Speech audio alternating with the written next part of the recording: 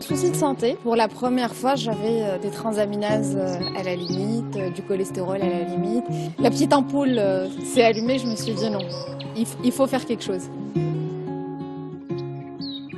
Parce que c'est la solution qui me semblait parfaite pour mes contraintes, mon train de vie.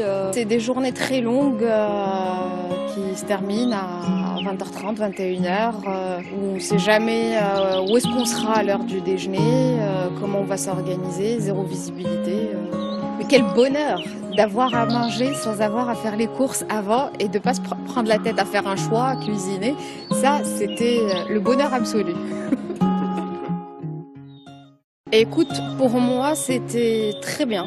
Il y avait eu souvent des jours où je ne terminais pas ma ration. J'avais jamais faim.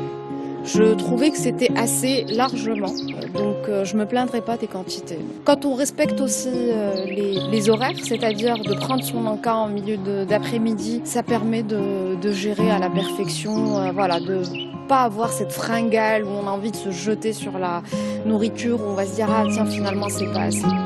Oui, alors j'étais à 82 et à l'arrivée j'étais à moins 14.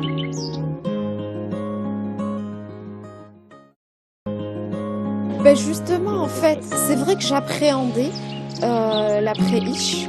Le gros point d'interrogation, c'était ok, tu vas perdre, mais après, comment tu vas faire?